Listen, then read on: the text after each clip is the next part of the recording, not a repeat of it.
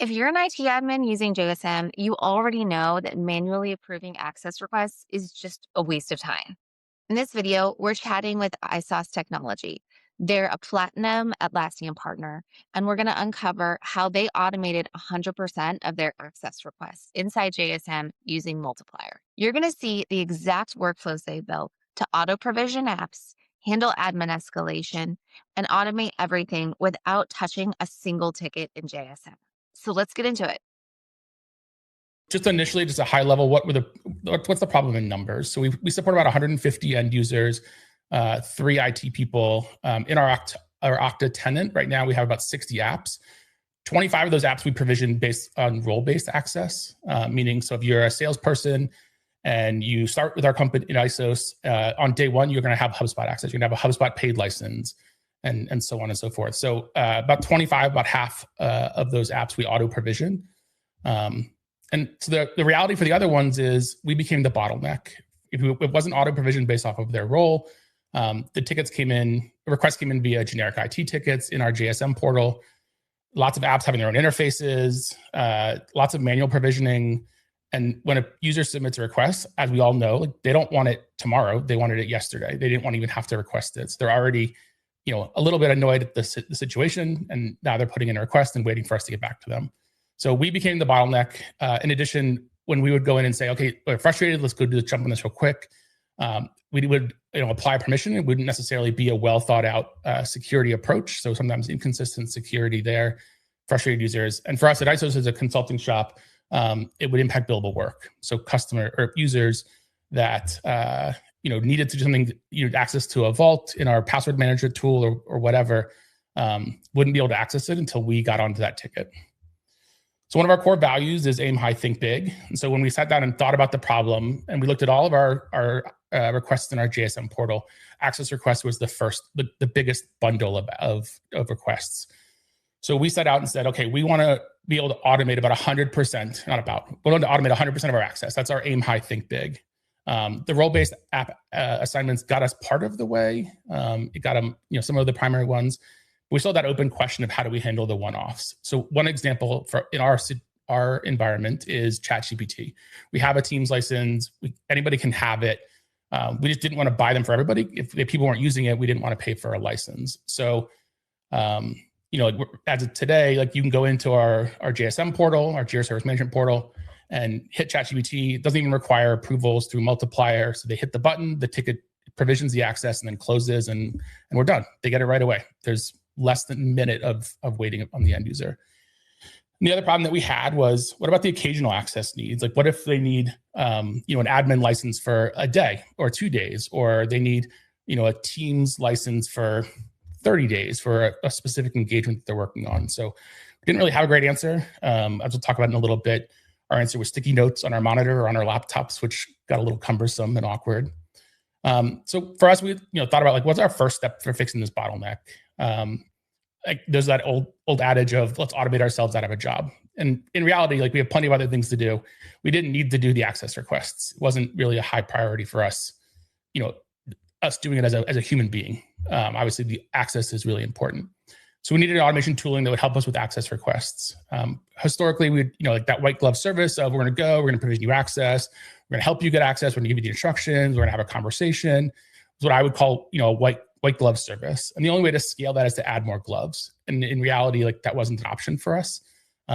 Given the size of our company, we had an appropriately sized team. So how do we switch to this, this idea of world-class IT versus a white glove? So we set out, we looked around, came across 2 different options. One was Multiplier, and the other one was their Okta Identity Governance that our Okta sales rep was very excited to tell us about. So in the end, we chose Multiplier. Obviously, we're here. It's a business function, but we didn't want it to be manual labor. And what we liked about Multiplier was it exists in our existing Jira Service Management queue or portal. So people coming in for all kinds of other IT requests, and we didn't want to have one portal for the access requests, one portal for their laptop being broken, one portal. We want it all in one place. So unified requests follows the same approval cycle of everything else, and then provisions it into Okta. This also allowed us to put apps into our JSM queue that weren't in Okta, where the Okta option was only available for the Okta apps. The other benefit for us with this was that, we would set out and say, okay, here's the group that we're going to provision people into. And then we would already think about like, what's the security? What are the security levels that we provide that group? And so like security is baked in. We don't have to think about it. We're very intentional with how we provision it. And then we don't have to worry about the security on the back end of it. Obviously, it reduces manual intervention. We don't have to go and do it anymore. And like I said, all of our requests are in JSM today, whether it's IT, whether it's HR, finance, all of our internal operations teams are in JSM. And so like this is a very similar experience for all of our end users. All right. Well, I'm going to hand it off to Austin. He's going to kind of go through some of the multiplier use cases as he's got them implemented and talk through some of the nuts and bolts of it. Thank you, Andrew. Like Andrew mentioned, my name is Austin, and I'm going to be going over how we set it up in Multiplier. App requests. Handling the one-offs, access beyond birthright, the non-role-based apps, approval levels vary by data sensitivity, and requests may include different access levels. We decided to create a new Jira request type to use solely with Multiplier. This is what the requester sees when they start the request to an application. After selecting access request, they will see the application catalog of all of our approved and associated applications to this request type.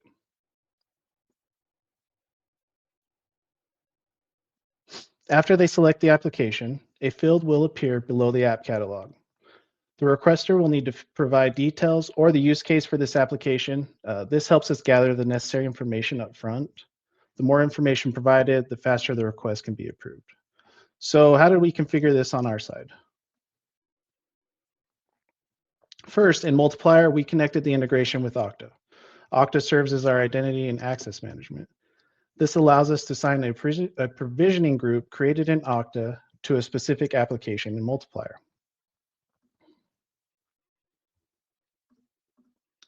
We associated the applications within our created access request using the application catalog and tags in Multiplier.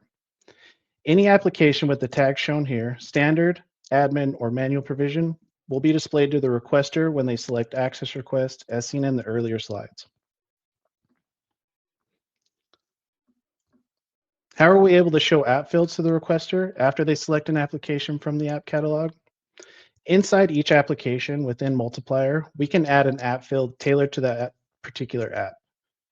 For all of our applications that require elevated permissions, we have added a paragraph app field with the label, please provide details or the use case. And we check the box to require a response before it can be submitted. As we configure more applications, we like having the options to add more app fields, which we can do here in Multiplier with checkbox, dropdowns, and multi-select. Permissions escalation.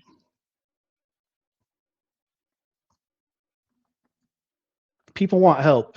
Users need more permissions than usual. Temporary elevated access for making admin level changes. We have a full audit trail for compliance and security reviews, and time-bound access with automatic expiration and easy access extensions. As Andrew mentioned, we are Atlassian partner. We often receive requests for elevated permissions within our org, such as admin access to Jira or Confluence. Using Multiplier, we can grant elevated access to our Atlassian cloud with a click of an approval. Prior to using Multiplier, when the request for elevated permissions came in, we had to manually label the ticket with admin access and then transition the ticket depending so we could revisit it later to see whether access was still needed or not. We were keeping track of it using notes, calendars. We also had to manually go into Atlassian, add them to the Atlassian created cloud admin group, then remove access after it was no longer needed. As you can see, this is a lot of manual labor right there. Now using Multiplier, when a request for elevated permissions is submitted and approved, the requester is automatically provisioned into the appropriate group based on the type of access they selected. They can select multiple access type, allowing for both Jira and Confluence access requests to be submitted within the same ticket. We can also set a duration to revoke user access after X amount of days. As you can see, we have 3, 5, or 7 days as the options. After the duration expires, Multiplier will comment on the existing ticket. The requester can also submit another ticket if they need more time with elevated permissions. This is really helpful as we don't have to track people down to see if they still need access, remove them from the group, and close out the ticket with the comment. Here you can see some comments added by Multiplier. When we enabled revoke user access after the selected duration in Multiplier's configurations, which we have set for all of our elevated access request apps. In this example, you will see the provisioning comment and deprovisioning comments from Multiplier. First, the ticket is transitioned to closed. Then Multiplier will add the following comments. The first comment is showing the application that was requested, which user requested it, and which Okta group they were provisioned to. Now, as I mentioned about the revoke access after selected duration, the second comment is showing the application that was initially requested, as well as which user is being deprovisioned and from what group after the time duration has been met.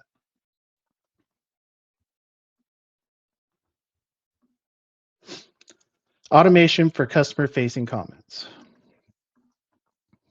You have access, now what? Automated assistance via comment. Some apps are intuitive, others need onboarding instructions.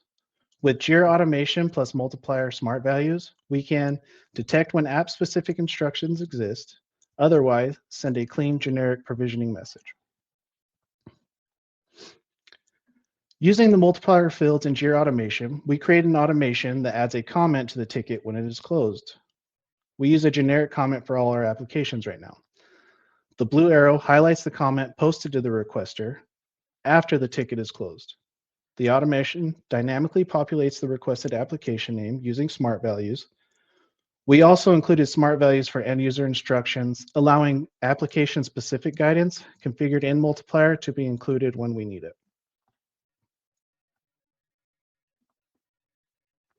Automation for changing issue statuses.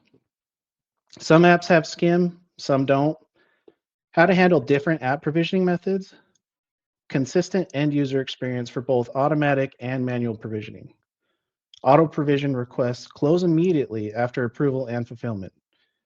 Manual requests route to a JSM queue for action.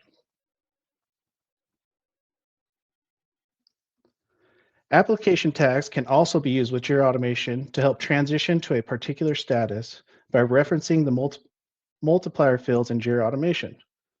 This screen shows how we associate multiplier application tags to use in Jira Automations with transitions for any application that we currently have auto provision set up for, whether it's elevated or standard access. While we do have automatic provisioning in place, we still have applications that require manual provisioning. We first focused on automating our most popular applications. We currently do have applications that do require manual provisioning. As we look to get every application to the auto provisioning state outside of birthright apps. On this screen, it shows how we associated this application with particular tags to use in Jira Automations for any application that requires manual provisioning.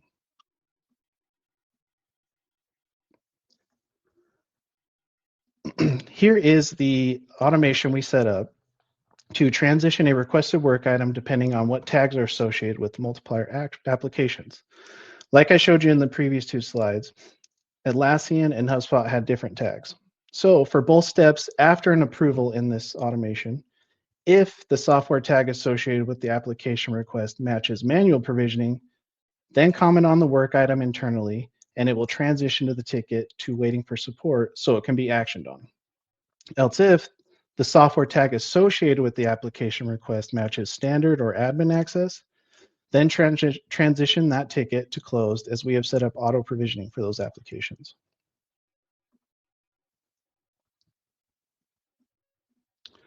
This is an example of using multiplier fields in Jira Automation for requests that require manual provisioning.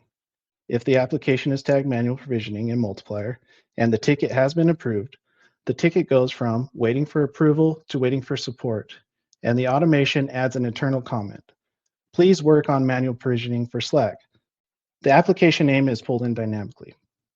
The internal comment is visible only to IT Ops. This automation removes the need to manually determine which applications require manual action and ensures the correct requests are transitioned appropriately.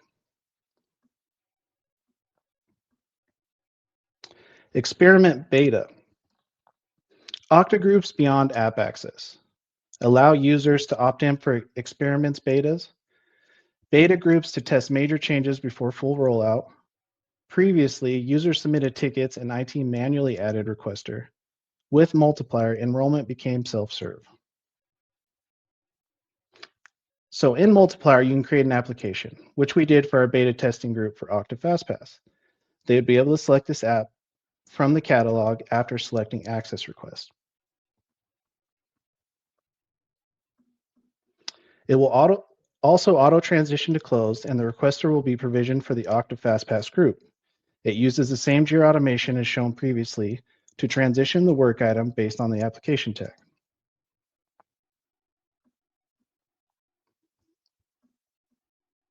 Here's the Okta FastPass provisioning flow for our beta group we set up. We initially announced this in the company meeting before rolling it out and how to request access. First step, the request is approved. 2, Multiplier provisions the requester to the beta Okta group associated with FastPass. The beta group has already been added to certain policies in Okta to allow for the use of Okta FastPass. 3, the user is then assigned to their respective MDM group, Intune for Windows or Kanji for Mac. The application is then installed on their work device, pushed from the MDM. The requester can now add their ISOS Tech account to the Okta FastPass app, and now is able to access Okta FastPass using biometrics. This flow happens with the click of an approval. Now I will be handing it back over to Andrew. Thank you. Awesome. Thanks, Austin. I think, one call out on that FastPass one, I think our CEO went and submitted a ticket right away, and he was just so excited how it just automatically happened on the back end. And we didn't do anything. He didn't do anything. It just kind of all flowed from Multiplier into Okta into our different MDM tools. So it's been pretty well received. Marshall, if you could promote my slide, that'd be great. Thank you. Cool. So I think, like I said, those are some of the use cases that we use. We have some other ones, but then those are our favorite or the most interesting ones. So what did we gain from doing this implementation, from the benefits of using Multiplier? Like Austin said, we have some time-bound access policies handled automatically. No tickets and pending status, no tickets to go back and review, no sticky notes. It just automatically happens. We don't have to do anything. And our users know, like, hey, at 7 days, it's going to go away. There's no inconsistent, when do we get back to it? Things like that. The system handles it. We don't have to think about it. It just happens on the back end. Every request now is auditable and consistent. We've gotten rid of that idea of just add them to the group. I'm in a rush. I'm in the middle of something. I'm presenting in a webinar. I got to add somebody real quick to this Okta group because they're blocked from doing work. So don't have to do that anymore. It all just happens. We can audit it for our compliance requirements, and it's consistent and a known security approach.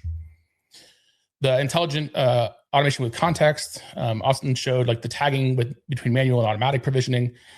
Our goal is to get everything under the automatic provisioning. Some tools, the skim is not as helpful as others. We'll call it HubSpot here on that one. The skim is inconsistent at best. And so some of those we still have to do some manual provisioning, but our goal is to get as much automatically provisioned as humanly possible. The Jira comments automatically populate with the relevant app details. We don't have to go looking for the relevant wiki pages anymore. It's just provided. If we have specific instructions for that app, if it's not as intuitive as others, it happens automatically. We put it into Multiplier as an app-specific note, and then our automation will see that it's there and use that one instead of that generic one. And then tickets close automatically once the access is provisioned.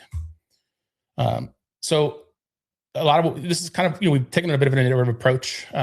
Before Multiplier, we were manually processing requests. Context lives in people's heads. I might know how to add this to the right group, but I might not have written any or adequate documentation for Austin to pick up that task.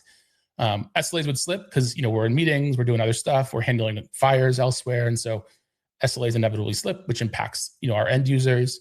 After Multiplier, it auto provisions whenever possible. We only see the edge cases in our ITQ, faster approvals, happier users.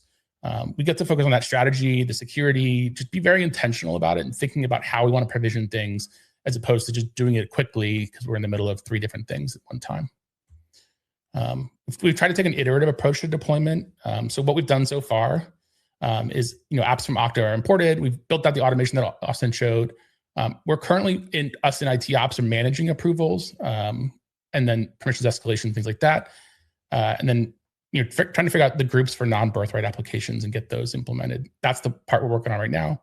Our future state, once we do, we finish with the groups that we want to set up, try to really update our approval workflows. Sometimes we in IT ops are not the most appropriate person to provide an approval. Maybe we don't know what's in a particular wiki space that, maybe it's sensitive information. Maybe it's not information that should be shared with a particular group or what have you. We don't always know that. We don't have access to all of them. So trying to push approvals to the right person to make that decision, in the JSM flow using Multiplier. So it might go to their manager. It might, if it's a particular app that is sensitive information, we might have it go to the app owner instead. And I'm also really excited to roll out the Atlassian and Google group requests. I think there's some Google groups that we automatically populate using our Okta profile information, but there's tons of other groups that, we constantly get these tickets that it's like, hey, can you add me to this sales group, or can you add me to this group? And like, I'm excited to get rid of that and just have, handle it through here, provide a group owner, things like that. So still some work to do. I think we've already seen a tremendous amount of improvement so far, but I think there's a lot more upside that we can start to implement over time using Multiplier to get even more time back to help support our end users is kind of our primary driver with this. So yeah, I think that's it. So Amaresh, I'll hand it back to you. We can do some Q&A and yeah. Yeah, awesome. Well, thanks so much, guys. I think this is really interesting to see how like at the end of the day, it's all about serving the end users, and it looks like this has sort of freed up a lot of mental sort of like overhead for you to be able to do that. So I have a few questions, and then we can open this up to like the audience. And yeah, if you have any questions, I think I'm seeing a few coming in. So I guess my first question was maybe like, I don't know if you can think of the time and jog your memory back to like the state that you've described before Multiplier.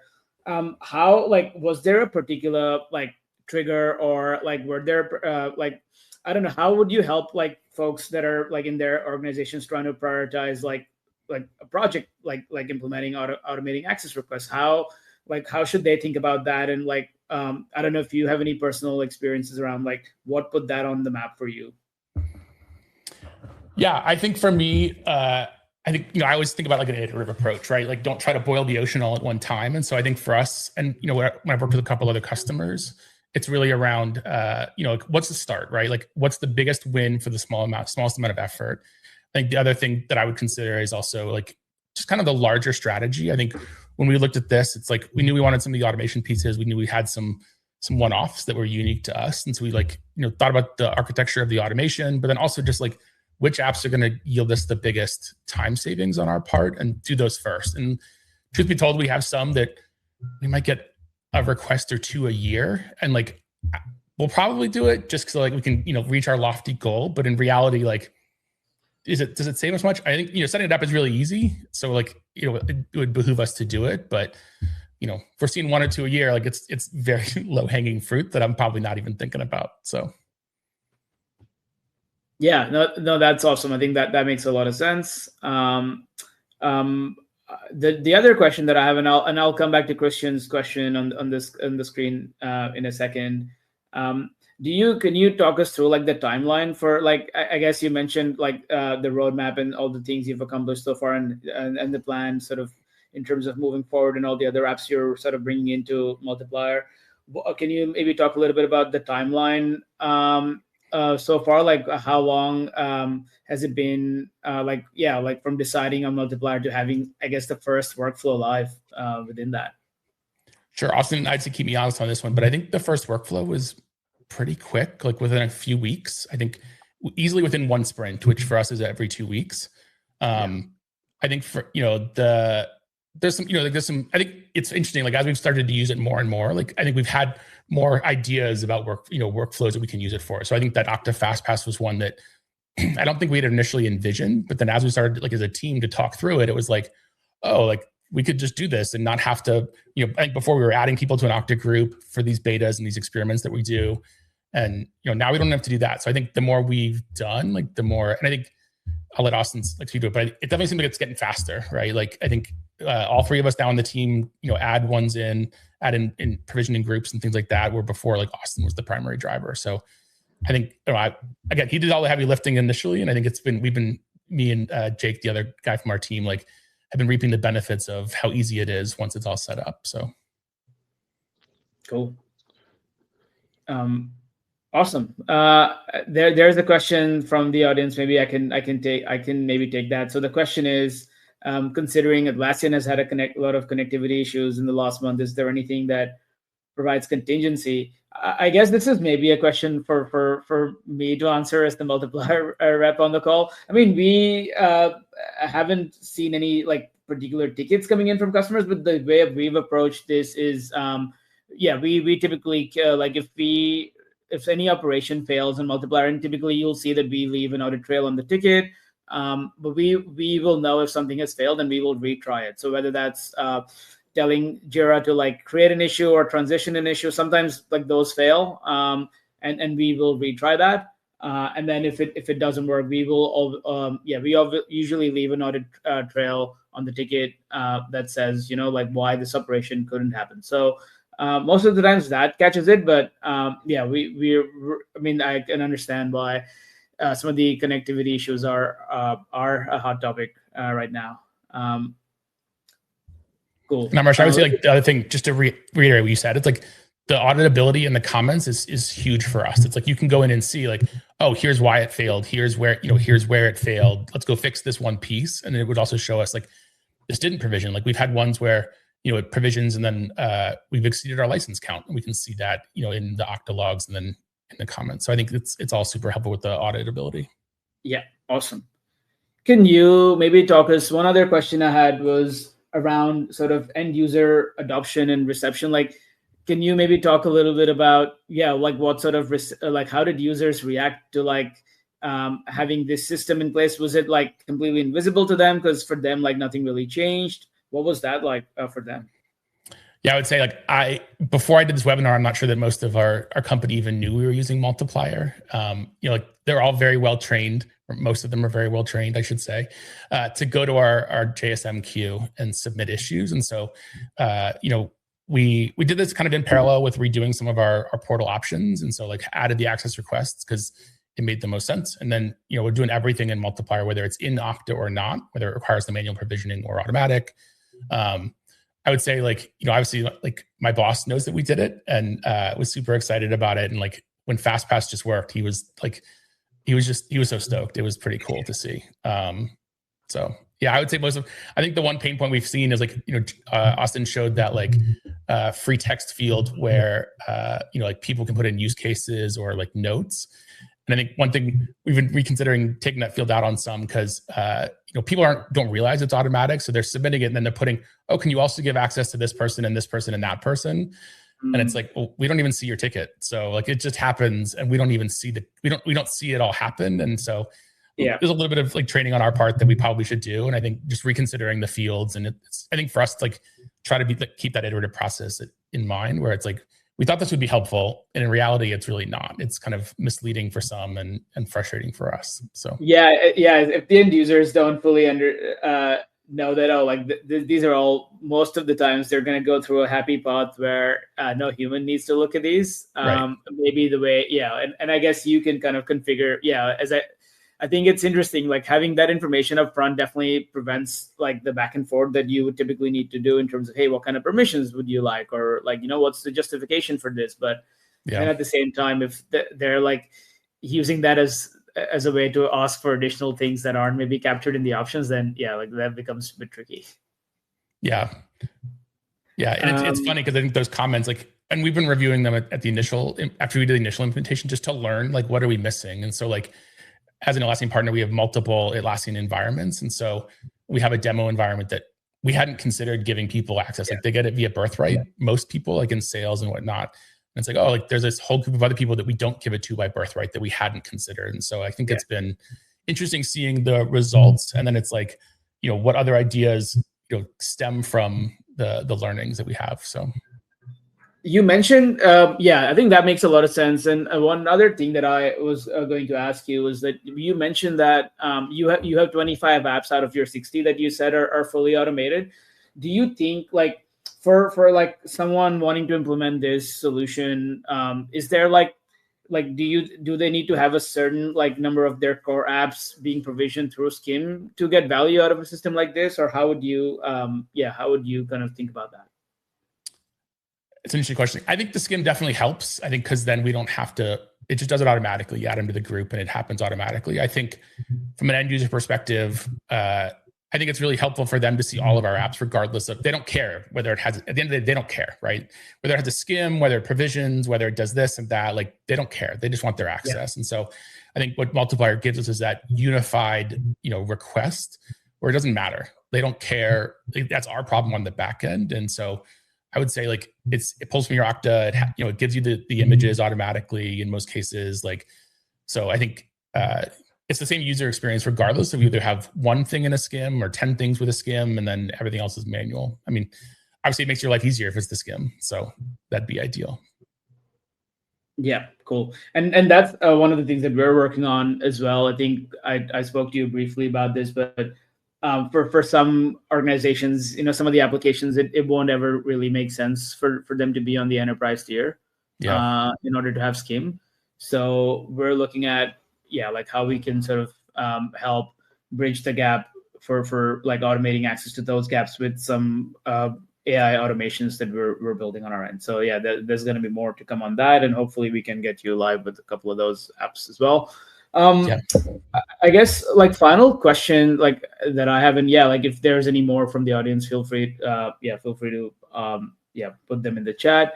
I guess, are there any things like now that you're sort of like, you're sort of like up and running with the system, would you have done anything differently like when you were getting started with implementing or like the system, or is there anything people should know perhaps before like they start implementing like Multiplier? I don't know, Austin, do you have anything that comes to mind? I'm trying to think of. Honestly, like I think from my perspective, Austin did the heavy lifting. So for me, it was like, oh, it was super easy. Nothing to change. But I'd be curious, Austin, if you have anything that comes to mind. I don't think we'd have anything to change. It was, a learning experience. Never used Multiplier before, but as I got to use it, I love it. It's great. Some cool things you can do, and we haven't even touched the surface on all the other options we can use in Multiplier. So I think it's just a learning curve. I don't know if anything we'd change, but like Andrew said, we were redoing our portal, so it kind of worked to do it coincide with adding Multiplier at the same time. Yeah, I think, the one thing I might have changed is we kind of threw this in mid-sprint. It was like, oh, we're going to do this next sprint. Let's go. And I think for us, like maybe taking a step back and thinking through like, like the naming conventions, how we manage the security of the groups, and just, I think, maybe a little bit more of an intentional plan for rolling out. I think like I said before, we've gotten a lot of our like most commonly requested ones behind it. And I think, maybe we could have done a little more due diligence of like, well, here's the other ones that we, are really important that maybe aren't like commonly requested, but like are important nonetheless. Like we use NetSuite as our ERP. And so like, maybe we should have done more with that, even though it's, primarily just our finance team that access it and not the larger organization. So maybe looking at those ones that are high priority, but low volume of requests and be a little more intentional on those. Like maybe the thing we didn't do that I'd probably do next time. Yeah, no, that makes sense. Yeah, I think that's cool. Awesome. Well, it looks like we don't have any other questions from the chat. So I think we can maybe give people back some of their time if that's the case. But in terms of next steps for everybody who signed up to this webinar, we're gonna, there we go. We do have another question, so we'll take that. Marshall, do you want to? Yeah, there we go. So can you have edge cases where there are multi-level approvals for some of the apps? And how about app requests which are not present in Okta? Do we merge similar requests? So do either of you want to take this? I believe you've covered the second part of the question, but do you guys want to take a stab at this, and then I can sort of come in and try to cover some of the gaps? I would say like from the app requests not present in Okta, for sure. You just add it as an app. You look for it's got a little like, search for the logo, which is pretty nifty in Multiplier. And then that's when we label them manual provisioning, just because in most cases, if it's not an Okta, like most of our automatic provisioning is through Skim. And so I guess in theory we could, if they have an API, we could do that through automation for Jira if we wanted to. But for sure, like we have a number of app requests that are not present in Okta that show up in Multiplier. And I think the benefit of that for our end users is they don't know the difference at all, like none whatsoever. It's entirely our problem on the back end. Our I shouldn't say problem. It's ours to do on the back end. So yeah. And then, do you have any apps that currently require multiple approvals? Is that something you've set up?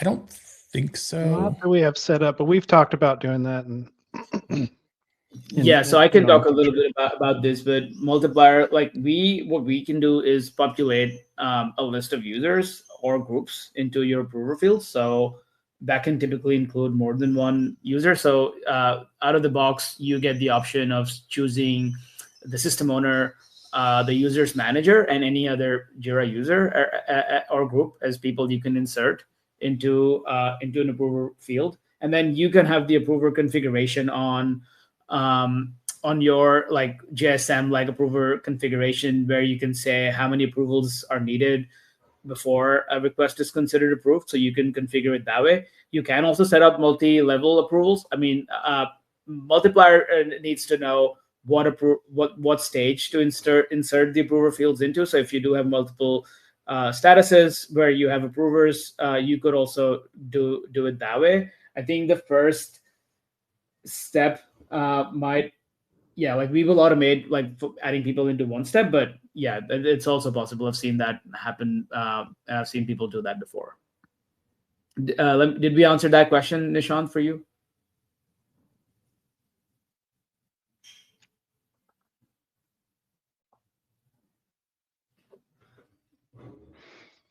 I will assume yes. Okay, perfect. Yeah, let us know if you have any more questions. Let me know. I'll leave it. Okay.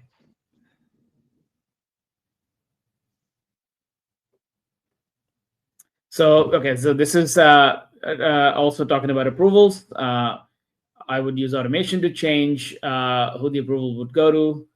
Special case or manager wasn't to be used. Is there a way to prevent Jira from firing an approval email before we have the automation switch approved? It's a good question.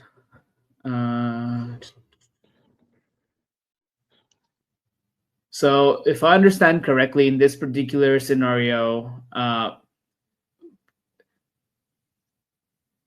can you maybe talk us through this scenario a little bit more? I mean, I would imagine that if there is a special case that you already know ahead of time, then for that particular scenario, Multiplier can override who the approval goes to for that particular instance. And so I believe if the field isn't getting set, the notification wouldn't go out. But I would need a bit more context to be able to properly answer this. So feel free to either give us more details, or you can email me afterwards, and we can maybe also try and better understand what's going on. Can you guys think of like what this might be referring to? Well, I think because you can set the approver per provisioning group anyway, so it doesn't necessarily have to be the manager that's at an app provisioning group level. Correct. So that might handle some of the kind of one-off use case of this. Yeah, exactly. If it is like if you have certain scenarios where for some reason you want certain specific people to approve those requests, you can configure that when you're setting up the different types of access someone can request, different entitlements that they're able to ask for, and those can all be fine-grained. Okay. Okay, for a specific user. Okay.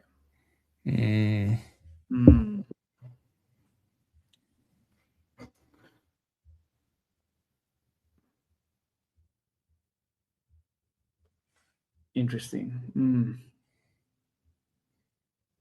Yeah, it's a good question. I would need to take a look at what Jira lets us do. I have a feeling that there might be some limitations on what we can do here, and it might end up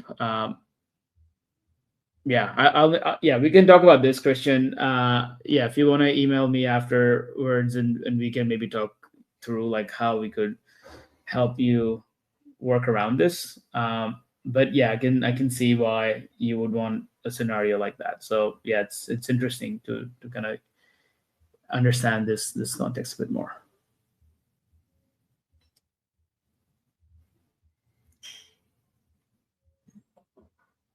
Do we have any final questions before we wrap?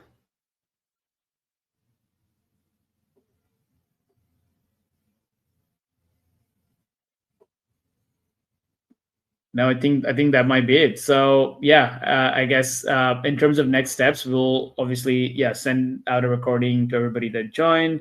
We'll also have a special offer for Multiplier. We're going to offer a discount to folks that joined this webinar today. So look out for my email with those details. And yeah, if you have any other questions for myself, Andrew, or Austin, feel free to reach out. I can forward questions to them. And yeah, look forward to seeing you all at another event in the future. Thanks so much for taking the time to join this conversation today.